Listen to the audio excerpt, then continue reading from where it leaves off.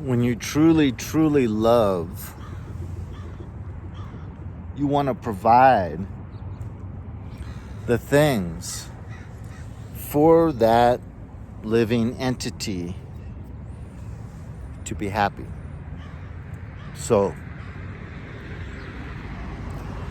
I'm walking right now, got my coffee, walking home from the coffee shop, and there's a woman that had a half Burmese, beautiful dogs, and half herding dog.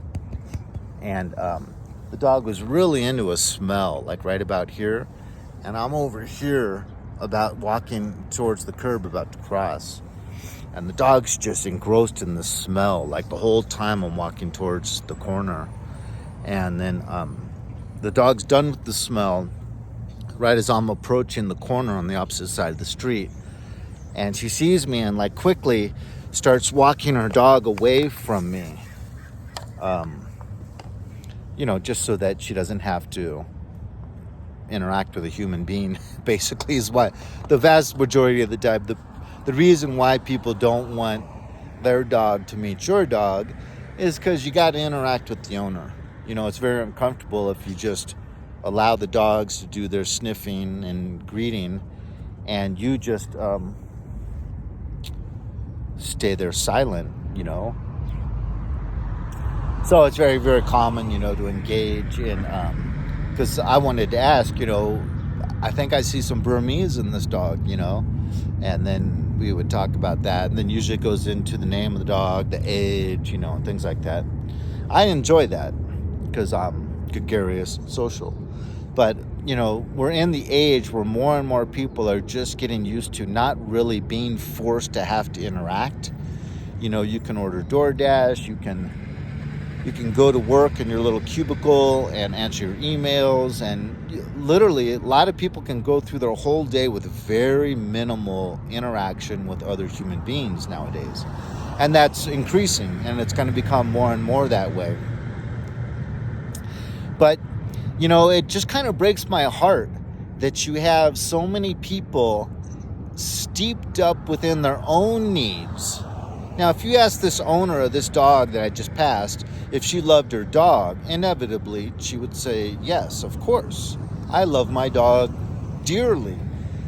And it's like, but your dog wanted so badly to meet my dog.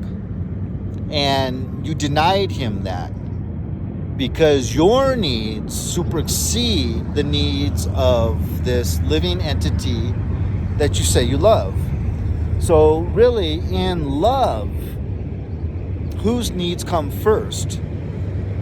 Yours, just to tolerate an uncomfortable moment, or the dog's, to allow him to get that much more out of his little, 15, 20-minute walk he probably only gets twice a day. So you see this in parents too. And a lot of people on this channel are people that had at least one narcissistic parent.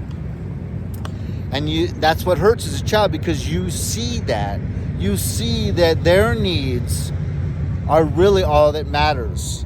And their needs in each and every circumstance, each and every situation, their needs supersede your needs.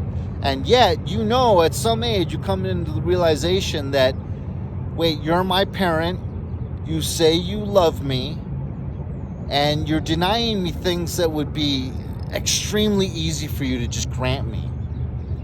But it would entail you putting your needs on the back burner and allowing, sometimes just for a minute or two or 5 or 10 minutes, allowing me, you going a little bit out of your way to allow me to get some of my needs met.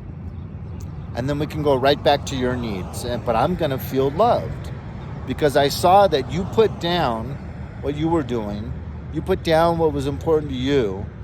And you took me somewhere, or you sat there patiently while I spent 10, 15 minutes, an hour getting some real needs met. And then we went right back to yours. But I feel loved now because I saw that you put your needs, wants, desires on the side, on the back burner, in order to let me have my enjoyment, my fun, so on and so forth. And it can even involve simple things like forgetting to pick you up from soccer practice. Because if you love me, I'm supposed to be important to you. And, being a 12-year-old child alone in the park, huge park that literally covers like miles, and I'm parked in the back and it's getting dark and there's people looking at me from panel vans and you're not coming. And this is the 10th time this has happened. Am I supposed to feel love in that situation? After I go home with no apology, with very minimal apology, and I ruminate on this and wake up in the morning still thinking about it, am I supposed to feel loved? So, the Bible describes love so beautifully. It's long-suffering. It's wanting good for the other. It's forgetting about your own needs, your own ego for time periods here and there in order to go out of the way to make sure that loved one is getting his needs met. So, in this human situation, oftentimes we don't see this love being shown appropriately, right? Because we can all say we love you, but it's actions. Actions speak louder than words. You can see it in between humans and their dogs. You can see it between human and their children.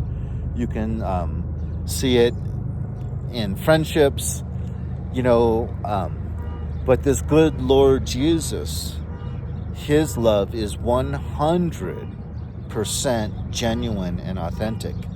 And it's always about meeting our needs. So much so that sometimes it feels like we're being punished. And it's simply because he does not withhold the bitter medicine that we need at times. So there's my 2 cents on this heavenly love from above and this earthly love from humans and the difference between the two. If you've got a parent or a sibling that you grew up with, or an aunt or uncle, that you just always felt so much genuine love from that person, God was working through that person. And that was God's love coming through that person. Everything good we experience down here is from God. And we have to give thanks for that. So if you had a parent, uncle, aunt, sibling that gave you unconditional love, you should really give thanks each and every day for that. I'm human. I fall short of all the things I should be praying for every single day.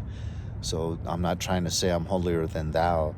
But, if we had one of these people that showed us genuine, authentic, unconditional love throughout our entire upbringing and our life, that's God working through that person, and we have to give thanks for that person and that love from above that came through that individual. That's my message. God bless you. Leave a message, hit like, share this video. God bless.